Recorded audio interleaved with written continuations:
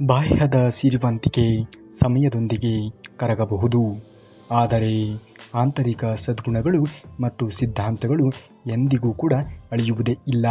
ಎಲ್ಲವೂ ಕೂಡ ಇದ್ದಾಗ ಬರುವ ವಿನಯಕ್ಕಿಂತ ಏನೂ ಇಲ್ಲದೇ ಇದ್ದಾಗ ಉಳಿಯುವ ಚಾರಿತ್ರ್ಯವೇ ಮನುಷ್ಯನ ನಿಜವಾದ ಯೋಗ್ಯತೆ ಎನ್ನುವುದನ್ನು ಮರೆಯಲೇಬೇಡಿ. ಕಠಿಣವಾಗಿರುವಂತಹ ಪರಿಶ್ರಮ ಮತ್ತು ಆತ್ಮವಿಶ್ವಾಸವೇ ಯಶಸ್ಸಿನ ನಿಜವಾದಂತಹ ರಹಸ್ಯ ಎನ್ನುವುದನ್ನು ಮರೆಯಲೇಬೇಡಿ.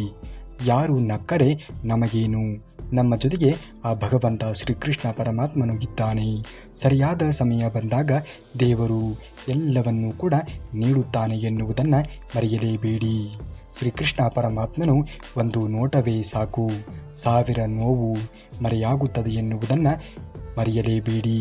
ಹಳೆಯ ಮನದಾಳದ ಪ್ರತಿ ಪ್ರಾರ್ಥನೆಗೂ ಕೂಡ ನಾವು ಶ್ರೀಕೃಷ್ಣ ಪರಮಾತ್ಮನು ಇದ್ದಾನೆ ಎಂದು ಭಾವಿಸಬೇಕು. ಪ್ರತಿದಿನವೂ ಕೂಡ ನಿಷ್ಠೆಯಿಂದ ಕೆಲಸ ಮಾಡಲೇಬೇಕು. ಕಷ್ಟಗಳನ್ನು ಕೊಡು, ಕೊರಗುವಷ್ಟು ಬೇಡ. ಸುಖವನ್ನು ಕೊಡು, ನನ್ನನ್ನು ನಾನು ಮರೆಯುವಷ್ಟು ಬೇಡ. ಸಮಯವು ಅತ್ಯುತ್ತಮವಾಗಿರುವಂತಹ ಚಿಕಿತ್ಸಕ ಮತ್ತು ಅತ್ಯುತ್ತಮವಾಗಿರುವಂತಹ ಶಿಕ್ಷಕ.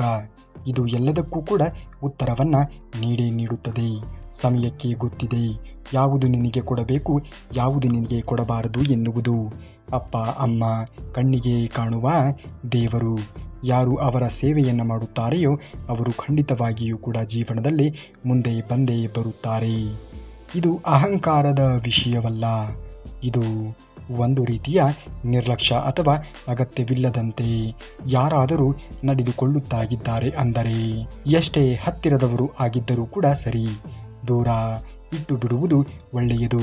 ಏಕೆಂದರೆ ಸ್ವಾಭಿಮಾನ ಎನ್ನುವುದು ತುಂಬಾ ಮುಖ್ಯವಾಗಿರುವಂಥದ್ದು ಎನ್ನುವುದನ್ನು ಮರೆಯಲೇಬೇಡಿ. ಬದುಕಿನ ಸತ್ಯ, ಅವರವರು ಮಾಡಿದ್ದು ಅವರೇ ಅನುಭವಿಸುತ್ತಾರೆ. ಅದು ಒಳ್ಳೆಯದೇ ಆಗಲಿ ಕೆಡುಕೆ ಆಗಲಿ, ನಾವು ಯಾರಿಗೂ ಕೂಡ ಏನನ್ನ ಬಗೆಯದೆಯೇ ಸುಮ್ಮನೆ ಇದ್ದು ಕಾದು ನೋಡಬೇಕು ಅಷ್ಟೇ. ಅನಗತ್ಯವಾದ ಒಡನಾಟ ಯಾರೊಂದಿಗೂ ಕೂಡ ಒಳ್ಳೆಯದಲ್ಲ. ಏಕೆಂದರೆ ಅವರ ಸ್ವಭಾವ ತಕ್ಕ ಹಾಗೆ ನಾವು ಇಲ್ಲದೇ ಇದ್ದರೆ ನಮ್ಮನ್ನು ಕೆಟ್ಟವರು ಎಂದು ಬಣ್ಣಿಸುವವರೇ ಹೆಚ್ಚಾಗಿ ಇದ್ದಾರೆ ಎನ್ನುವುದನ್ನು ಮರೆಯಲೇಬೇಡಿ. ಭಗವಂತ ಶ್ರೀಕೃಷ್ಣ ಪರಮಾತ್ಮನು ಇದ್ದಾನೆ. ನಗುವಿನ ನೆರಳು ಇದ್ದರೆ ಯಾವ ಕಷ್ಟವೂ ಕೂಡ ನಮ್ಮನ್ನು ಸೋಲಿಸುವುದಕ್ಕೆ ಸಾಧ್ಯವೇ ಇಲ್ಲ. ಯಾವಾಗಲಾದರೂ ಕೂಡ ಮನಸ್ಸಿಗೆ ನೋವಾಗುತ್ತದೆ. ಭಕ್ತಿಯಿಂದ ಕಣ್ಣು ಮುಚ್ಚಿ ನಾವು ಶ್ರೀಕೃಷ್ಣ ಪರಮಾತ್ಮನನ್ನು ನೆನೆಸಿಕೊಳ್ಳುವುದನ್ನು ನೋಡಬೇಕು. ಖಂಡಿತವಾಗಿಯೂ ಕೂಡ ಆಗ ಒಂದು ದಾರಿ ಎನ್ನುವುದು ಕಂಡೇ ಕಾಣುತ್ತದೆ ಎನ್ನುವುದನ್ನು ಮರೆಯಲೇಬೇಡಿ. ಗೆಲುವು ಬಂದಾಗ ಸೋಲುತ್ತದೆ, ಬೆಳಕು ಕತ್ತಲು ಕಾಣೆಯಾಗುತ್ತದೆ. ನಿಮಗೆ ಒಂದು ಒಳ್ಳೆಯ ಸಮಯ ಎನ್ನುವುದು ಬಂದೇ ಬರುತ್ತದೆ. ನೀವು ಖಂಡಿತವಾಗಿಯೂ ಕೂಡ ಅಂದುಕೊಂಡಂತಹ ಕೆಲಸದಲ್ಲಿ ಜಯಬೇರಿ ಆಗುತ್ತೀರಾ. ಇವತ್ತು ನಿನ್ನನ್ನು ಅಳಿಸಿದವರು ಕೂಡ ನಾಳೆ ನಿನ್ನ ಮುಂದೆ ತಲೆಬಾಗುವ ದಿನ ಬಂದೇ ಬರುತ್ತದೆ. ದೇವರ ಸಮಯಕ್ಕೆ ಕಾದು ನೋಡು. ಒಳ್ಳೆಯ ಸಮಯ ಎನ್ನುವುದು ನಿನ್ನ ಜೀವನದಲ್ಲಿ ಆಗಮಿಸಿಯೇ ಆಗಮಿಸುತ್ತದೆ. ಕಷ್ಟಕ್ಕೆ ಯಾವತ್ತೂ ಪ್ರತಿಫಲ ಕೊಟ್ಟೇ ಕೊಡುತ್ತಾನೆ. ನಮ್ಮ ಶ್ರೀಕೃಷ್ಣ ಪರಮಾತ್ಮ ಕಷ್ಟಪಡುವುದನ್ನು ಮೊದಲು ಅರಿಯಬೇಕು. ತದನಂತರದಲ್ಲಿ ಯಾರಿಗೆ ಯಾವುದನ್ನು ಕೊಡಬೇಕೋ ಅದನ್ನು ಆತನೇ ನಿರ್ಧರಿಸುತ್ತಾನೆ. ತಾಳ್ಮೆಯಿಂದ ಇರಿ, ಒಳ್ಳೆಯ ಕಾಲ ಬಂದೇ ಬರುತ್ತದೆ. ಶ್ರೀಕೃಷ್ಣ ಪರಮಾತ್ಮನು ಇದ್ದಾನೆ, ಅವನನ್ನು ನೆನೆಸಿ ಎಲ್ಲವೂ ಕೂಡ ಒಳ್ಳೆಯದೇ ಆಗುತ್ತದೆ. ಎಷ್ಟೇ ಸಂಬಂಧಿಕರು ಸ್ನೇಹಿತರು ಇದ್ದರೂ ಕೂಡ ಕೆಲವೊಂದು ಪರಿಸ್ಥಿತಿಗಳಲ್ಲಿ ನಾವು ಒಬ್ಬಂಟಿಯಾಗಿಯೇ ಬಿಡುತ್ತೇವೆ. ನಾವು ಅದನ್ನು ಅರಿತು ಜೀವನವನ್ನು ಮಾಡುವುದನ್ನು ನೋಡಬೇಕು. ಖಂಡಿತವಾಗಿಯೂ ಕೂಡ ಯಾರೂ ಕೂಡ ಇಲ್ಲಿ ಶಾಶ್ವತ ಅನ್ನುವುದು ಅಲ್ಲ. ಯಾರ ಜೊತೆ ನಿಂತರೆ ಚೆನ್ನಾಗಿ ಕಾಣಿಸುತ್ತೇವೆ ಅನ್ನುವುದು ಮುಖ್ಯವಲ್ಲ, ಯಾರ ಜೊತೆ ಇದ್ದರೆ ಜೀವನ ಎನ್ನುವುದು ಖುಷಿಯಾಗಿ ಇರುತ್ತೇವೆ ಎನ್ನುವುದು ತುಂಬಾ ಮುಖ್ಯವಾಗಿ ಇರುವಂಥದ್ದು. ನಿಮ್ಮನ್ನು ಅಳಿಸಿದವರು ಕೂಡ ಅಳುವ ಕಾಲ ಎನ್ನುವುದು ಬಂದೇ ಬರುತ್ತದೆ. ನಾವು ಕೇವಲ ಆ ಕಾಲಕ್ಕೋಸ್ಕರ ಕಾಯುತ್ತಾ ಕೂರಬೇಕು ಅಷ್ಟೇ. ಪೆಟ್ಟು ಕೊಟ್ಟವರಿಗೆ ಮರುಪೆಟ್ಟು ಕೊಡಲು ನೀವೇನೂ ಕೂಡ ಮಾಡಬೇಕಾಗಿಲ್ಲ. ಪಟ್ಟು ಹಿಡಿಯದೆಯೇ ದುಪ್ಪಟ್ಟು ಪೆಟ್ಟನ್ನು ಕೊಡಲು ಮೇಲೊಬ್ಬ ಶ್ರೀಕೃಷ್ಣ ಪರಮಾತ್ಮನು ಇದ್ದಾನೆ ಎನ್ನುವುದನ್ನು ಮರೆಯದೆಯೇ ನಿಮ್ಮ ಕೆಲಸ ಕಾರ್ಯಗಳಲ್ಲಿ ಭಗ್ನವಾಗುವುದನ್ನು ನೋಡಬೇಕು. ಯಾರಿಗೆ ಯಾವುದನ್ನು ಕೊಡಬೇಕು, ಯಾರಿಗೆ ಯಾವುದನ್ನು ಕೊಡಬಾರದು ಎನ್ನುವುದು ಆತನಿಗೆ ತುಂಬ ಚೆನ್ನಾಗಿ ತಿಳಿದಿರುತ್ತದೆ. ಮನಸ್ಸಿನಲ್ಲಿ ಕೆಟ್ಟ ಆಲೋಚನೆಗಳು ತುಂಬಿದಾಗ ಒಳ್ಳೆಯದನ್ನು ಹೇಳುವವರು ಕೂಡ ಶತ್ರುಗಳಾಗಿ ಬಿಡುತ್ತಾರೆ. ಕೆಟ್ಟದ್ದನ್ನು ಹೇಳುವವರು ಹಿತೈಷಿಗಳು ಆಗಿರುತ್ತಾರೆ. ಎಂದಿಗೂ ಕೂಡ ಅಂಥವರಿಂದ ನೀವು ದೂರ ಇರುವುದೇ ಒಳ್ಳೆಯದು. ಯಾವುದು ನಿನ್ನ ಭಾಗ್ಯದಲ್ಲಿ ಇರುತ್ತದೆಯೋ ಅದು ನಿನಗೆ ಇಂದಲ್ಲ ನಾಳೆ ಸಿಕ್ಕೇ ಸಿಗುತ್ತದೆ. ಯಾವುದು ನಿನ್ನ ಭಾಗ್ಯದಲ್ಲಿ ಇರುವುದಿಲ್ಲವೋ ನೀನು ಎಷ್ಟೇ ಪ್ರಯತ್ನಗಳನ್ನು ಪಟ್ಟರೂ ಕೂಡ ಅದು ನಿನಗೆ ಸಿಗುತ್ತದೆ ಎಂದು ಹೇಳುವುದಕ್ಕೆ ಅಸಾಧ್ಯ. ಏನೇ ಸಿಗದೇ ಇದ್ದರೂ ಕೂಡ ಸಿಕ್ಕಿರುವುದರಲ್ಲಿಯೇ ನಾವು ತೃಪ್ತಿಯನ್ನು ಕಾಣುವುದನ್ನು ನೋಡಬೇಕು. ಎಲ್ಲರೂ ಋಣ ಇರುವ ತನಕ, ಹಣೆಯಲ್ಲಿ ಬರೆದಿರುವ ತನಕ ನಾವು ನಂಬಿದ ಶ್ರೀಕೃಷ್ಣ ಪರಮಾತ್ಮನು ಮಾತ್ರ ಕೊನೆ ನಮ್ಮ ಉಸಿರು ಇರುವ ತನಕವೂ ನಮ್ಮ ಜೊತೆಗೆ ಇರುತ್ತಾನೆ. ಅವನನ್ನು ನಂಬಿ ಜೀವನವನ್ನು ಮಾಡಿ. ನಿನ್ನನ್ನು ನೀನೇ ಗೌರವಿಸುವ ದಿನದಿಂದ ನಿನ್ನ ಜೀವನ ಎನ್ನುವುದು ಬದಲಾಗಲು ಶುರುವಾಗುತ್ತದೆ ಎನ್ನುವುದನ್ನು ಮರೆಯಲೇಬೇಡಿ. ಕಷ್ಟಗಳು ಬರುತ್ತವೆ, ಹೋಗುತ್ತವೆ. ಧೈರ್ಯವಾಗಿ ಮುಂದೆ ನಡೆಯುವುದನ್ನು ಕಲಿಯಬೇಕು. ಶ್ರೀಕೃಷ್ಣ ಪರಮಾತ್ಮನು ಇದ್ದಾನೆ. ನಮ್ಮನ್ನು ಅರ್ಥ ಮಾಡಿಕೊಳ್ಳುವ ಸಾಮರ್ಥ್ಯ ಭಗವಂತನಲ್ಲಿ ಮಾತ್ರ ಉಂಟು ಎಂದು ತಿಳಿದುಕೊಂಡ ಮೇಲೆ ಕಷ್ಟ ಕಾಲದಲ್ಲಿ ಅನ್ಯರ ಸಹಾಯವನ್ನು ಬೇಡುವುದರಲ್ಲಿ ಯಾವುದೇ ರೀತಿಯಾಗಿರುವಂತಹ ಅರ್ಥವೇ ಇರುವುದಿಲ್ಲ. ನಾವು ಸುಂದರವಾಗಿ ಇದ್ದರೆ ಅದು ನಮ್ಮ ತಂದೆ ತಾಯಿಯ ಉಡುಗೊರೆ. ನಮ್ಮ ಜೀವನವನ್ನು ನಾವು ಸುಂದರ ಮಾಡಿಕೊಂಡರೆ ನಾವು ನಮ್ಮ ತಂದೆ ತಾಯಿಗೆ ನೀಡುವಂತಹ ದೊಡ್ಡ ಉಡುಗೊರೆ ಎನ್ನುವುದನ್ನು ಮರೆಯಲೇಬಾರದು. ಕೊಡಲಿಯಿಂದ ಕಡಿದ ಮರ ಮತ್ತೆ ಚಿಗುರಬಹುದು, ಆದರೆ ನಾವು ಅದನ್ನು ಬೇರಿನೊಂದಿಗೆ ತೆಗೆದರೆ ಆ ಮರ ಚಿಗುರುವುದಕ್ಕೆ ಸಾಧ್ಯವಾದೀತೆ. ಅಂದರೆ ಬೆಳವಣಿಗೆಯ ಸಮಯದಲ್ಲಿ ನಾವು ಯಾವ ಫಸಲನ್ನು ಕೊಡುತ್ತೇವೆ, ಯಾವುದನ್ನು ಹೇಗೆ ನಾವು ಆ ಗಿಡಕ್ಕೆ ಆಹಾರವನ್ನು ಕೊಡುತ್ತೇವೆ ಎನ್ನುವುದು ಆ ಮರ ಬೆಳೆದು ನಿಲ್ಲುವುದಕ್ಕೆ ಸಹಕಾರವಾಗುತ್ತದೆ. ಮನುಷ್ಯನು ಕೂಡ ಹಾಗೆ ಬೆಳೆಯುವ ಹಂತದಲ್ಲಿ ಇದ್ದಾಗ ಯಾವ ವಿಚಾರವನ್ನು ಆತನಿಗೆ ಹೇಳುತ್ತೇವೆ, ಯಾವುದರ ಕಡೆಗೆ ಅವನ ಗಮನ ಎನ್ನುವುದು ಹೋಗುತ್ತದೆ ಎನ್ನುವುದು ತುಂಬಾ ಮಹತ್ವವಾದದ್ದು. ಸ್ವಾಭಿಮಾನಕ್ಕಿಂತ ಹೆಚ್ಚಾಗಿ ಯಾವುದು ಕೂಡ ಮುಖ್ಯವಲ್ಲ. ಗೌರವವಿಲ್ಲದ ಸ್ಥಳ ಮತ್ತು ಜನರನ್ನು ತ್ಯಜಿಸಿ ಧೈರ್ಯವಾಗಿ ಮುಂದೆ ನಡೆಯುವುದನ್ನು ಕಲಿಯಬೇಕು. ನಂಬಿಕೆ ಇರುವಾಗ ಯಾರೇ ಇದ್ದರೂ ಯಾರು ಇಲ್ಲದೇ ಇದ್ದರೂ ಕೂಡ ಜೀವನವನ್ನು ನಾವು ಮಾಡಲೇಬೇಕು. ಏಕೆಂದರೆ ನಮ್ಮ ಮುಂದೆ ಶ್ರೀಕೃಷ್ಣ ಪರಮಾತ್ಮನು ಇದ್ದಾನೆ. ಮನುಷ್ಯನ ಮುಂದೆ ಕೈ ಚಾಚಿದರೆ ಕೀಳರಿಮೆ, ದೇವರ ಮುಂದೆ ಕೈ ಮೂಗಿದರೆ ಆತ್ಮವಿಶ್ವಾಸವನ್ನು ನಾವು ಜೀವನದಲ್ಲಿ ಅಳವಡಿಸಿಕೊಳ್ಳಬೇಕು. ಸಮಸ್ಯೆಗಳ ಹಿಂದೆ ಪರಿಹಾರ, ದುಃಖದ ಹಿಂದೆ ಸುಖ, ಸುಖದ ಹಿಂದೆ ಒಂದು ಅವಕಾಶವನ್ನು ನೀನು ಸರಿಯಾದ ರೀತಿಯಲ್ಲಿ ಬಳಸಿಕೊಂಡಾಗ ಜೀವನದಲ್ಲಿ ಇನ್ನೂ ಮುಂದುವರಿಯುವುದಕ್ಕೆ ಸಾಧ್ಯವಾಗುತ್ತದೆ. ಬದುಕಿನಲ್ಲಿ ಯಾರ ಮೇಲೆಯೂ ಕೂಡ ನಿರೀಕ್ಷೆಗಳನ್ನು ಇಟ್ಟುಕೊಳ್ಳುವುದಕ್ಕೆ ಹೋಗಲೇಬಾರದು. ಏಕೆಂದರೆ ನಿರೀಕ್ಷೆಗಳು ಸುಳ್ಳಾದಾಗ ಮನುಷ್ಯನು ಅತಿಯಾಗಿ ಬದಲಾಗುತ್ತಾನೆ. ಅದು ನೊಂದ ಮನಸ್ಸಿನ ನಿರ್ಧಾರಗಳು ಆಗಿರುತ್ತವೆ. ಕಷ್ಟ ಕಾಲದಲ್ಲಿ ಧೈರ್ಯವಾಗಿ ಇರುವುದನ್ನು ಕಲಿಯಬೇಕು. ನಿಮ್ಮ ಪ್ರಾರ್ಥನೆ ದೇವರಿಗೆ ಕೇಳಿಸುತ್ತದೆ ಎನ್ನುವುದನ್ನು ಮರೆಯಲೇಬೇಡಿ. ಎಲ್ಲ ಸಮಯದಲ್ಲಿಯೂ ಕೂಡ ಎಲ್ಲರೂ ಆಗುವ ನೀನು ಒಮ್ಮೆ ಯೋಚಿಸು, ನಿನ್ನ ಕಷ್ಟದ ಸಮಯದಲ್ಲಿ ನಿನಗೆ ಯಾರು ಆಗಿದ್ದಾರೆ ಎಂದು. ಎಲ್ಲರಿಗೂ ಕೂಡ ಇಷ್ಟ ಆಗುವುದಕ್ಕೆ ನೀನು ಹಣ ಅಲ್ಲ, ಮನುಷ್ಯನೇ ಅಷ್ಟೇ. ನಿನ್ನ ಮೌಲ್ಯ ಗೊತ್ತಿದ್ದವರು ಬೇಡಿಕೆಯ ಹಿಂದೆ ಓಡುವುದೇ ಇಲ್ಲ. ದೇವರು ಎಲ್ಲೆಡೆ ಇರಲು ಸಾಧ್ಯವಿಲ್ಲ ಎಂಬ ಕಾರಣಕ್ಕಾಗಿಯೇ ಅಪ್ಪ ಅಮ್ಮನನ್ನು ಸೃಷ್ಟಿ ಮಾಡಿದನು. ವೃದ್ಧಾಪ್ಯದಲ್ಲಿ ಅವರನ್ನು ನೋಡಿಕೊಳ್ಳುವುದು ಪೂಜೆಗಿಂತ ಶ್ರೇಷ್ಠವಾದದ್ದು ಎನ್ನುವುದನ್ನು ಮರೆಯಬೇಡಿ. ತಪ್ಪು ಇಲ್ಲದ ಕಡೆ ತಲೆ ತಗ್ಗಿಸಬೇಡ. ನಂಬಿಕೆ ಇಲ್ಲದ ಕಡೆ ವಾದವನ್ನು ಮಾಡಬೇಡ. ಮನಸ್ಸಾಕ್ಷಿ ಇಲ್ಲದ ಕಡೆ ಒಳ್ಳೆಯತನವನ್ನು ತೋರಿಸಲೇಬೇಡ. ಅವರ ಭಾವಚಿತ್ರದ ಮುಂದೆ ನಿಂತು ಕಣ್ಣು ಮುಚ್ಚಿ ಪ್ರಾರ್ಥಿಸಿದರೆ ಮನಸ್ಸಿನ ಭಾರವೆಲ್ಲ ಇಳಿದು ಹೋಗುತ್ತವೆ. ಆ ಭಾವಚಿತ್ರವೇ ಶ್ರೀಕೃಷ್ಣ ಪರಮಾತ್ಮನದ್ದು. ನಂಬಿಕೆಯ ಬೀಜ ಬೀಸಿದ ಹೃದಯದಲ್ಲಿ ಶಾಂತಿ ಮೊಳೆಯಾಗುತ್ತದೆ. ಜೀವನದಲ್ಲಿ ನಾವು ನಂಬಿಕೆಯನ್ನು ಉಳಿಸಿಕೊಳ್ಳಬೇಕು. ಆದರೆ ಯಾರು ನಮ್ಮ ನಂಬಿಕೆಗೆ ಅರ್ಹರಾಗಿ ಇರುತ್ತಾರೆಯೋ ಅಂಥವರ ನಂಬಿಕೆಯನ್ನು ಮಾತ್ರ ಉಳಿಸಿಕೊಳ್ಳಬೇಕು. ಧನವಿದ್ದಾಗ ದಾನ ಮಾಡಬೇಕು, ಮನವಿದ್ದಾಗ ಧರ್ಮ ಮಾಡಬೇಕು.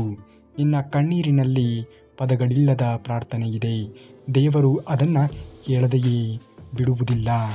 ನೀವು ದೇವರನ್ನು ಪ್ರಾರ್ಥಿಸಿಕೊಳ್ಳುವುದನ್ನು ಮಾಡಬೇಕು. ನೀನು ಮಾತನಾಡದೆ ಮೌನವಾಗಿ ಇರುವ ಕ್ಷಣಗಳೇ ದೇವರ ಜೊತೆಗಿನ ಆಳವಾದಂತಹ ಸಂಭಾಷಣೆ. ಅಲ್ಲಿ ಕಣ್ಣೀರು ಕೂಡ ಪ್ರಾರ್ಥನೆಯಾಗಿ ಮಾರ್ಪಾಡು ಆಗುತ್ತದೆ ಎನ್ನುವುದನ್ನು ಮರೆಯಬೇಡಿ. ನೀನು ನಿನ್ನ ನೋವಿನಿಂದ ಓಡಲು ಪ್ರಯತ್ನಿಸಿದಾಗ ದೇವರು ನಿನ್ನನ್ನು ನಿಲ್ಲಿಸಿ ಅದನ್ನೇ ಶಕ್ತಿಯಾಗಿ ಮಾಡುತ್ತಾನೆ. ಅದು ನಿನ್ನ ಹೊಸ ಬದುಕಿನ ಆರಂಭ ಎನ್ನುವುದನ್ನು ಮರೆಯಲೇಬೇಡ. ಎಲ್ಲವೂ ಕೂಡ ಒಳ್ಳೆಯದೇ ಆಗುತ್ತದೆ. ಖಂಡಿತವಾಗಿಯೂ ಕೂಡ ನೀನು ಮುಂದೆ ಬಂದೇ ಬರುತ್ತೀಯಾ. ನಿನ್ನ ಮೇಲೆ ನಿನಗೆ ನಂಬಿಕೆ ಎನ್ನುವುದು ಇರಬೇಕು. ಎಂದಿಗೂ ಕೂಡ ಚಿಂತನೆಗಳನ್ನು ಮಾಡುವುದಕ್ಕೆ ಹೋಗಲೇಬಾರದು. ನಿನ್ನ ಪ್ರಾರ್ಥನೆ ನನ್ನ ಕಿವಿಗೆ ತಲುಪಿದೆ. ಧೈರ್ಯವಾಗಿ ನಡೆಯುವುದನ್ನು ಕಲಿ. ನಿನ್ನ ಜೀವನದ ಪ್ರತಿಯೊಂದು ಹೆಜ್ಜೆಯಲ್ಲಿಯೂ ಕೂಡ ನನ್ನ ಅನುಗ್ರಹ ಎನ್ನುವುದು ನಿನ್ನ ಜೊತೆಯಲ್ಲಿಯೇ ಇರುತ್ತದೆ ಎಂದು ಹೇಳುತ್ತಾನೆ ಶ್ರೀಕೃಷ್ಣ ಪರಮಾತ್ಮ. ಸ್ವಲ್ಪ ಕಾದರೆ ಎಲ್ಲವೂ ಕೂಡ ನಮ್ಮ ನಿರೀಕ್ಷೆಗೆ ತಕ್ಕ ಹಾಗೆ ಬದಲಾವಣೆ ಆಗುತ್ತದೆ. ಆದರೆ ನಾವು ಜೀವನದಲ್ಲಿ ಕಾಯಬೇಕು.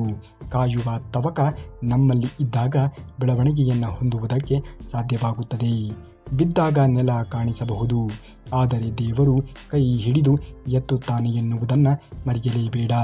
ಒಂಟಿತನದಲ್ಲಿಯೂ ಕೂಡ ದೇವರ ಜೊತೆಗೆ ಇರುವ ಅನುಭವ ನಿನ್ನ ಆತ್ಮಕ್ಕೆ ಹೊಸ ಜೀವನವನ್ನು ಕೊಡುತ್ತದೆ ಎನ್ನುವುದನ್ನು ಮರೆಯಲೇಬೇಡ. ರಾತ್ರಿ ನಿದ್ರೆ ಬಾರದ ದಿನಗಳಲ್ಲಿ ದೇವರು ನಿನ್ನ ಪಕ್ಕದಲ್ಲಿಯೇ ಕುಳಿತು ನಿನ್ನ ನೋವನ್ನು ಹಗುರ ಮಾಡುತ್ತಾನೆ ಎನ್ನುವುದನ್ನು ಮರೆಯಲೇಬೇಡ. ನೀನು ಎಂದಿಗೂ ಕೂಡ ನೊಂದಿಕೊಳ್ಳಬೇಡ. ದೇವರು ನಿನ್ನ ಕಥೆಯಲ್ಲಿ ಅಲ್ಲಿ ವಾಸವಾಗಿದ್ದಾನೆ. ಆ ದಿನವೇ ನಿನ್ನ ಬದುಕಿನ ನಿಜವಾದ ಅಧ್ಯಾಯ ಎನ್ನುವುದು ಆರಂಭವಾಗುತ್ತದೆ ಎನ್ನುವುದನ್ನು ಮರೆಯಲೇಬೇಡ. ಅಳುವುದು ತಪ್ಪಲ್ಲ. ಹೆಣ್ಣಿನ ಕಣ್ಣೀರು ನೋಡಿ ಕರುಣೆಗೆ ಬಾರದೆ ಒಬ್ಬ ಗಂಡಿಗೋಸ್ಕರ ಅಳುವುದು ತಪ್ಪು. ಅದು ಪ್ರೀತಿಸುವವನೇ ಆಗಲಿ ಯಾರೇ ಆಗಲಿ. ಮಾತನಾಡಲು ಆಗದ ನೋವುಗಳು, ಹೇಳಲು ಆಗದೇ ಇರುವಂತಹ ಸಂಕಷ್ಟಗಳು ದೇವರ ಬಳಿ ಮೌನ ಪ್ರಾರ್ಥನೆಗಳು ಆಗಿರುತ್ತವೆ. ಅವುಗಳನ್ನು ನಾವು ಶ್ರೀಕೃಷ್ಣ ಪರಮಾತ್ಮನಲ್ಲಿ ಹೇಳಿಕೊಂಡಾಗ ಮಾತ್ರ ಬದುಕು ಎನ್ನುವುದು ಪರಿಪೂರ್ಣತೆಯನ್ನು ಪಡೆದುಕೊಳ್ಳುತ್ತದೆ. ನೀನು ಒಂಟಿಯಾಗಿ ಇಲ್ಲ. ದೇವರ ಸಾನ್ನಿಧ್ಯ ಯಾವತ್ತೂ ಕೂಡ ನಿನ್ನ ಜೊತೆಯಲ್ಲಿಯೇ ಇರುತ್ತದೆ ಎನ್ನುವುದನ್ನು ಮರೆಯಲೇಬೇಡ. ನೀನು ನಿನ್ನ ನೋವನ್ನು ಸಹಿಸಿಕೊಂಡು ಮುಂದೆ ನಡೆಯುತ್ತಾ ಮುಂದುವರಿಯುವುದನ್ನು ನೋಡುತ್ತೀಯೋ ಆಗ ನಿನ್ನ ಧೈರ್ಯ ಎನ್ನುವುದು ಖಂಡಿತವಾಗಿಯೂ ಕೂಡ ಹೆಚ್ಚಾಗುತ್ತದೆ. ನಿನ್ನ ಮನಸ್ಸು ತುಂಬ ದಣಿವಿರುವಾಗ ನೀನು ಖಂಡಿತವಾಗಿಯೂ ಕೂಡ ಒಮ್ಮೆ ಶ್ರೀಕೃಷ್ಣ ಪರಮಾತ್ಮನಲ್ಲಿ ವಿನಯದಿಂದ ಕೇಳಿ ನೋಡು. ನಿನ್ನ ಮನಸ್ಸಿಗೆ ನೆಮ್ಮದಿಯನ್ನು ಖಂಡಿತವಾಗಿಯೂ ಕೂಡ ದೇವರು ಕರುಣಿಸಿಯೇ ಕರುಣಿಸುತ್ತಾನೆ. ನೆಮ್ಮದಿಯನ್ನು ಹುಡುಕುತ್ತಾ ಬಂದಾಗ ಕೊನೆಗೆ ಸಿಕ್ಕಿದ್ದು ನಾವು ಶ್ರೀಕೃಷ್ಣ ಪರಮಾತ್ಮನ ಪಾದಗಳು ಮಾತ್ರ ಎನ್ನುವುದನ್ನು ಮರೆಯಲೇಬಾರದು. ಯೋಗ್ಯತೆಗೂ ಮೀರಿ ಪ್ರೀತಿ ನೀಡಬೇಡಿ. ಮೂರನೇ ವ್ಯಕ್ತಿ ಪ್ರವೇಶವಾದಾಗ ನಿನ್ನನ್ನೇ ಅಯೋಗ್ಯರಿಗಿಂತ ಕೀಳಾಗಿ ಕಡೆಗಣಿಸುವವರು ಒಂದಾಗಿ ಇರುತ್ತಾರೆ ಎನ್ನುವುದನ್ನು ಮರೆಯಲೇಬೇಡಿ. ನಾವು ಅಂದುಕೊಳ್ಳುವುದೇ ಒಂದು, ಜೀವನ ಎನ್ನುವುದು ಕರೆದುಕೊಂಡು ಹೋಗುವುದೇ ಇನ್ನೊಂದು ಕಡೆ. ಹಾಗಾಗಿ ಜೀವನದಲ್ಲಿ ಏನನ್ನೂ ಕೂಡ ಅಂದುಕೊಳ್ಳುವುದಕ್ಕೆ ಹೋಗಲೇಬಾರದು. ಮಲ್ಲಿಗೆಯ ಸುವಾಸನೆ ಕೊಟ್ಟ ಭಗವಂತ ಆಯಸ್ಸನ್ನು ಕೊಡಲೇ ಇಲ್ಲ. ಹೊಳಪು ವಜ್ರಕ್ಕೆ ಆಯಸ್ಸನ್ನು ಕೊಟ್ಟ ಕಲ್ಲಾಗಿಸಿದ ಭಗವಂತ ಎಲ್ಲರಿಗೂ ಕೂಡ ಒಂದೊಂದು ಕೊರತೆಯನ್ನು ಕೊಟ್ಟಿರುತ್ತಾನೆ. ಆದರೆ ಒಂದೊಂದು ವಿಶೇಷವಾಗಿರುವಂತಹ ಒಂದು ಚೇತನವನ್ನು ಎಲ್ಲರಿಗೂ ಕೂಡ ನೀಡಿರುತ್ತಾನೆ. ಆ ಚೇತನವನ್ನು ನೀವು ಅರಿತು ನಿಮ್ಮ ಜೀವನವನ್ನು ಬೆಳಗಿಸಿಕೊಳ್ಳಬೇಕು. ನಾವು ಮಾಡಿದ ಒಳ್ಳೆಯ ಕೆಲಸಗಳು ನಮ್ಮೊಂದಿಗೆ ಆಶೀರ್ವಾದವಾಗಿ ಉಳಿಯುತ್ತವೆ. ಖಂಡಿತವಾಗಿಯೂ ಕೂಡ ಒಳ್ಳೆಯ ಕೆಲಸಗಳನ್ನು ಮಾಡುವುದನ್ನು ನೋಡಬೇಕು. ಕಷ್ಟಗಳಿಗೆ ಹೆದರಿ ಬದುಕುವುದನ್ನು ಮಾಡಬಾರದು. ಕಷ್ಟಗಳನ್ನು ಮೆಟ್ಟಿ ನಡೆಯುವುದನ್ನು ನೋಡಬೇಕು. ನನ್ನನ್ನು ನಂಬಿ ಬಂದ ಭಕ್ತರ ಕಣ್ಣೀರನ್ನು ಒರೆಸುವವರೆಗೆ ನನಗೆ ಮುಕ್ತಿ ಬೇಡ. ಅವರ ಸೇವೆಯೇ ನನಗೆ ಪರಮ ಧ್ಯಾಯ ಎಂದು ಹೇಳುತ್ತಾನೆ ಶ್ರೀಕೃಷ್ಣ ಪರಮಾತ್ಮ. ಶ್ರೀಕೃಷ್ಣ ಪರಮಾತ್ಮನನ್ನು ನಂಬಿ ನಾವು ಯಾರಿಗೂ ಕೂಡ ನೋವನ್ನು ಮಾಡಬಾರದು. ಆದರೆ ಒಳ್ಳೆಯದನ್ನು ಮಾಡಬೇಕು. ದಾನಗಳಲ್ಲಿ ಶ್ರೇಷ್ಠವಾಗಿರುವಂತಹ ಅನ್ನದಾನ, ಏಕೆಂದರೆ ಅನ್ನವನ್ನು ನೀಡಿದಾಗ ಮಾತ್ರ ಹೊಟ್ಟೆ ತುಂಬಿತು ಸಾಕು ಎಂದು ತೃಪ್ತಿಯಿಂದ ಹೇಳುತ್ತಾನೆ. ದೇವರು ನ್ಯಾಯ ವಿಳಂಬವಾಗಬಹುದು, ಆದರೆ ತಪ್ಪಿದ್ದಲ್ಲ. ನಿಮ್ಮ ಕಣ್ಣೆದುರೇ ಕಾಲ ಅವರಿಗೆ ಪಾಠವನ್ನು ಕಲಿಸುವ ದಿನ ಬಂದೇ ಬರುತ್ತದೆ ಎನ್ನುವುದನ್ನು ಮರೆಯಲೇಬೇಡಿ. ಪರರಿಗೆ ಕೆಟ್ಟದ್ದನ್ನು ಬಯಸಬೇಡಿ, ಏಕೆಂದರೆ ಕರ್ಮಕ್ಕೆ ವಿಳಾಸದ ಅಗತ್ಯವೇ ಇಲ್ಲ. ಅದು ಮಾಡಿದ್ದನ್ನು ಹುಡುಕಿಕೊಂಡು ಬಂದೇ ಬರುತ್ತದೆ ಎನ್ನುವುದನ್ನು ಮರೆಯಬೇಡಿ. ಕರ್ಮದ ಚಕ್ರ ಉರುಳುತ್ತಲೇ ಇರುತ್ತದೆ. ಇಂದು ನಿನಗೆ ಅನ್ಯಾಯ ಮಾಡಿದವರು ನಾಳೆ ಕಾಲದ ಕೈಯಲ್ಲಿ ಶಿಕ್ಷೆಯನ್ನು ಅನುಭವಿಸಲೇಬೇಕಾಗುತ್ತದೆ ಎನ್ನುವುದನ್ನು ಮರೆಯಲೇಬೇಡಿ. ನಾನೇನು ಎನ್ನುವುದು ನಿನಗೆ ಗೊತ್ತು. ನೋಡುವವರೆಲ್ಲರೂ ಕೂಡ ಅಂದಾಜು ಅಷ್ಟೇ. ದೇವರನ್ನು ನೀವು ಪ್ರಾರ್ಥನೆ ಮಾಡುವುದನ್ನು ನೋಡಿ. ದೇವರು ಎಲ್ಲವನ್ನೂ ಕೂಡ ಕರುಣಿಸುತ್ತಾನೆ. ಮನದ ಅಹಂಕಾರವನ್ನು ಬಿಟ್ಟು ಹರಿಯ ಪಾದವನ್ನು ನಂಬಿ ಅವನೇ ಸಕಲ ದುಃಖಗಳ ನಿವಾರಣೆಯನ್ನು ಕೊಡುತ್ತಾನೆ. ಮಾಡಿದ ತಪ್ಪಿಗೆ ದೇವರ ಉಂಡಿಗೆ ದುಡ್ಡು ಹಾಕುವ ಬದಲು ನೀವು ನೋಯಿಸಿದವರ ಮನಸ್ಸಿನಲ್ಲಿ ನಗು ತರಿಸಿ ನೋಡಿ. ಭಗವಂತನು ಕೂಡ ಮೆಚ್ಚಿಕೊಳ್ಳುತ್ತಾನೆ ಎನ್ನುವುದನ್ನು ಮರೆಯಬೇಡಿ. ನಿಮ್ಮ ಕೆಲಸವನ್ನು ದೇವರಿಗೆ ಅರ್ಪಿಸುವ ಸೇವೆಯೊಂದೇ ಸಂತೋಷದಿಂದ ಮಾಡಿ. ಆಗ ಪ್ರತಿ ಕೆಲಸದಲ್ಲಿಯೂ ಕೂಡ ನಿಮಗೆ ಪರಮಾನಂದ ಎನ್ನುವುದು ಸಿಗುವುದಕ್ಕೆ ಸಾಧ್ಯವಾದೀತು. ನಂಬಿ ಕೆಟ್ಟವರು ಇಲ್ಲವೋ ಗುರುಗಳ, ನಂಬದೆಯೇ ಕೆಟ್ಟವರು ಉಂಟು. ನಂಬಿದ ಜನರಿಗೆ ಬೆಂಬಲವನ್ನು ತಾನಾಗಿಯೇ ಹಂಬಲಿಸಿದ ಫಲ ತುಂಬಿ ಕೊಡುವನು ಶ್ರೀಕೃಷ್ಣ ಪರಮಾತ್ಮ ಎನ್ನುವುದನ್ನು ಮರೆಯಬೇಡಿ. ಫಲದ ನಿರೀಕ್ಷೆ ಇಲ್ಲದೆ ಭಗವಂತ ಶ್ರೀಕೃಷ್ಣ ಪರಮಾತ್ಮನ ಸ್ಮರಣೆಯನ್ನು ಮಾಡುತ್ತಾ ಕೆಲಸವನ್ನು ಮಾಡಿ. ಆ ಕೆಲಸವೇ ನಿಮಗೆ ದೈವಿಕವಾಗಿರುವಂತಹ ಅನುಭವವನ್ನು ನೀಡುತ್ತದೆ ಎನ್ನುವುದನ್ನು ಮರೆಯಬೇಡಿ. ಯಾವಾಗ ನಾವು ನಮ್ಮ ಕೆಲಸವನ್ನು ದೇವರಿಗೆ ಅರ್ಪಿಸುತ್ತೇವೆಯೋ ಆಗ ಒತ್ತಡವೂ ಕೂಡ ಮಾಯವಾಗಿ ಆನಂದವೂ ಕೂಡ ನೆಲೆ ನಿಲ್ಲುತ್ತದೆ.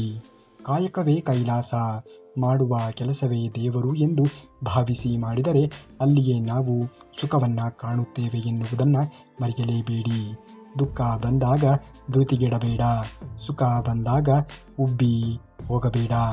ಎರಡೂ ಪರಿಸ್ಥಿತಿಗಳನ್ನು ಸಮಾನವೊಂದು ಮನಸ್ಥಿತಿಯಿಂದ ಸ್ವೀಕರಿಸುತ್ತಾ ಮುಂದುವರಿಯುವುದನ್ನು ನೋಡಬೇಕು. ಶ್ರೀಕೃಷ್ಣ ಪರಮಾತ್ಮನ ಮುಂದೆ ನನ್ನ ಮರಣವನ್ನೇ ಕೇಳಿದ್ದೆ, ಆದರೆ ಶ್ರೀಕೃಷ್ಣ ಪರಮಾತ್ಮನು ಮಗುಳ್ನಗುತ್ತಾ ಈ ರೀತಿಯಾಗಿ ಹೇಳಿದನು, ನಿನ್ನ ಜೀವನ ನನ್ನ ಕೈಯಲ್ಲಿ ಎಲ್ಲಿದೆ? ನಿನ್ನನ್ನು ನನಗಿಂತ ಹೆಚ್ಚು ಪ್ರೀತಿಸುವ ಜೀವ ನಿನ್ನ ದೀರ್ಘಾಯುಷ್ಯು ಕೇಳುತ್ತಿದೆ. ಈ ಜೀವಕ್ಕೆ ನಾನು ಏನು ತಾನೇ ಹೇಳಲಿ? ಶ್ರೀಕೃಷ್ಣ ಪರಮಾತ್ಮನನ್ನು ನಂಬಿ ಗುರುಗಳ ಪಾದವಿಂದವೇ ನಮಗೆ ರಕ್ಷೆ. ಶ್ರೀಕೃಷ್ಣ ಪರಮಾತ್ಮನನ್ನು ನಾವು ಕೇಳಿಕೊಳ್ಳುವುದನ್ನು ನೋಡಬೇಕು. ಕಾಗೆ ಎಷ್ಟೇ ಬಾರಿ ಸ್ನಾನವನ್ನು ಮಾಡಿದರೂ ಕೂಡ ಅದು ಕಪ್ಪಾಗಿಯೇ ಇರುತ್ತದೆ. ಅದೇ ರೀತಿ ಕುತಂತ್ರಿ ಮತ್ತು ಮೋಸಗಾರರು ತನ್ನ ಮೋಸವನ್ನು ಎಂದಿಗೂ ಕೂಡ ಬಿಡುವುದಕ್ಕೆ ಸಾಧ್ಯವೇ ಇಲ್ಲ. ಅಂಥವರಿಂದ ನೀವು ಜೀವನವನ್ನು ಕಟ್ಟಿಕೊಳ್ಳುವುದಕ್ಕೆ ಸಾಧ್ಯವೇ ಇಲ್ಲ. ದೇವರು ಕಣ್ಣಿಗೆ ಕಾಣದೇ ಇದ್ದರೂ ಕೂಡ ಭಕ್ತರ ನಂಬಿಕೆಯಲ್ಲಿ ಅಸ್ತಿತ್ವದಲ್ಲಿ ಇರುತ್ತಾನೆ ಎನ್ನುವುದನ್ನು ಮರೆಯಲೇಬೇಡಿ. ದೇವರ ಮೇಲೆ ನಂಬಿಕೆ ಎನ್ನುವುದು ಇರಲಿ, ಅವನು ನಿನಗೆ ದಾರಿಯನ್ನು ತೋರಿಸುತ್ತಾನೆ. ಜನರ ಟೀಕೆಗಿಂತ ದೇವರ ಆಶೀರ್ವಾದ ಎನ್ನುವುದು ದೊಡ್ಡದ್ದು ಎನ್ನುವುದನ್ನು ಮರೆಯಲೇಬೇಡಿ. ಕಾಲ ಬದಲಾಗುತ್ತಿದೆ, ನಿನ್ನ ಶ್ರಮಕ್ಕೆ ತಕ್ಕ ಪ್ರತಿಫಲ ಸಿಕ್ಕೇ ಸಿಗುತ್ತದೆ. ಮೊದಲು ಪರಿಶ್ರಮವನ್ನು ಹಾಕುವುದನ್ನು ನೋಡು, ತದನಂತರದಲ್ಲಿ ಯಾವುದು ನಿನಗೆ ಬಂದು ತಲುಪಬೇಕೋ ಅದು ಕಾಲಾನಂತರದಲ್ಲಿ ಬಂದು ತಲುಪುತ್ತದೆ. ಅರ್ಜುನನು ಕರ್ಣನಿಗೆ ಯಾವುದೇ ಒಂದು ಹಾನಿ ಮಾಡಲಿಲ್ಲ, ಆದರೂ ಕೂಡ ಕರ್ಣನು ಅರ್ಜುನನಿಗೆ ಶತ್ರುವಾದನು. ಕೆಲವೊಮ್ಮೆ ನಿಮ್ಮ ತಪ್ಪು ಇಲ್ಲದೇ ಇದ್ದರೂ ಕೂಡ ಜನರು ನಿಮ್ಮ ಶತ್ರುಗಳಾಗಿ ಬಿಡುತ್ತಾರೆ. ಕಾರಣ ನಿಮ್ಮ ಪ್ರತಿಭೆ ಮತ್ತು ಖ್ಯಾತಿಯಿಂದಾಗಿ ಎನ್ನುವುದನ್ನು ಮರೆಯಲೇಬೇಡಿ. ನಗುತ್ತಾ ಮುಗುಳ್ನಗುತ್ತಾ ನಿನ್ನ ಯಶಸ್ಸಿನ ಸದ್ದು ನಿನ್ನನ್ನು ನೋಡಿ ನಕ್ಕವರ ಬಾಯಿ ಮುಚ್ಚಿಸುತ್ತದೆ ಎನ್ನುವುದನ್ನು ಮರೆಯಲೇಬೇಡಿ. ಭಕ್ತಿಯಿಂದ ಅರ್ಪಿಸಿದ ಒಂದು ಹೂವು ಕೂಡ ಸುಗಂಧವಾಗಿ, ಒಂದು ಬಾಳೆಹಣ್ಣು ಕೂಡ ನೈವೇದ್ಯವಾಗಿ ಮತ್ತು ಅಂಜಲಿಬದ್ಧವಾಗಿ ನೀಡಿದ ನೀರು ಕೂಡ ಅಮೃತವಾಗಿ ಪರಿವರ್ತನೆಯಾಗುತ್ತದೆ. ಶ್ರೀಕೃಷ್ಣ ಪರಮಾತ್ಮನನ್ನು ನಂಬಿ. ಸಮಯವು ಎಂತಹ ಒಳ್ಳೆಯವರನ್ನು ಕೂಡ ತಲೆ ಬಾಗುವಂತೆ ಮಾಡುತ್ತದೆ, ಆದರೆ ನೀವು ಇದೀರಾ ನನ್ನ ಜೊತೆ ಎನ್ನುವ ನಂಬಿಕೆ ಎನ್ನುವುದೇ ನಿನ್ನ ಬದುಕನ್ನು ಎಲ್ಲಿಗೆ ಕರೆದುಕೊಂಡು ಹೋಗಬೇಕು ಎನ್ನುವುದನ್ನು ನಿರ್ಧರಿಸುತ್ತದೆ. ಇಂದು ನಿನ್ನ ಪರಿಸ್ಥಿತಿಯನ್ನು ನೋಡಿ ನಗುವವರು ನಾಳೆ ನಿನ್ನ ಬೆಳವಣಿಗೆಯನ್ನು ನೋಡಿ ಅಚ್ಚರಿ ಪಡಬೇಕು. ಅಲ್ಲಿಯವರೆಗೆ ನಿನ್ನ ಗುರಿಯನ್ನು ಬಿಡಲೇಬೇಡ. ದೇವರಿಗೆ ಬೇಕಾಗಿ ಇರುವುದು ಬಗೆ ಬಗೆಯ ವಾದ್ಯಗಳು, ಖಾದ್ಯಗಳಲ್ಲ, ಬದಲಿಗೆ ನಮ್ಮ ಶುದ್ಧ ಶಕ್ತಿ ಮತ್ತು ಅರ್ಪಣಾ ಮನೋಭಾವನೆ ಎನ್ನುವುದನ್ನು ಮರೆಯಲೇಬೇಡಿ. ಕೊಲ್ಲುವವನು ಪಕ್ಕದಲ್ಲಿ ಇದ್ದರೂ ಕೂಡ ಪರವಾಗಿಲ್ಲ, ಕಾಯುವವನು ಕಾಪಾಡುತ್ತಾನೆ ಎಂಬ ನಂಬಿಕೆ ಬಲವಾಗಿ ಇದ್ದರೆ ಸಾಕು ಅಲ್ಲವೇ? ಅಂತಹ ನಂಬಿಕೆಯನ್ನು ಶ್ರೀಕೃಷ್ಣ ಪರಮಾತ್ಮನ ಮೇಲೆ ಇಟ್ಟುಕೊಳ್ಳಿ. ಖಂಡಿತವಾಗಿಯೂ ಕೂಡ ಅವನು ನಿಮ್ಮ ನಂಬಿಕೆಯನ್ನು ಉಳಿಸಿಕೊಳ್ಳುತ್ತಾನೆ. ನೀವೇನಾದರೂ ಶ್ರೀಕೃಷ್ಣ ಪರಮಾತ್ಮನ ಭಕ್ತರೇ ಆಗಿದ್ದರೆ ತಪ್ಪದೆ ಈ ವಿಡಿಯೋಗೆ ಒಂದು ಲೈಕನ್ನು ಮಾಡಿ ಹಾಗೂ ಜೈ ಶ್ರೀಕೃಷ್ಣ ಪರಮಾತ್ಮ ಎಂದು ಕಮೆಂಟನ್ನು ಮಾಡಿ. ಇನ್ನು ನಾಳೆಯ ಶ್ರೀಕೃಷ್ಣ ಪರಮಾತ್ಮನ ವಚನಾಮೃತದೊಂದಿಗೆ ನಿಮ್ಮ ಮುಂದೆ ಬರುವವರೆಗೆ ಧನ್ಯವಾದ. ಕರುನಾಡಿಗೆ.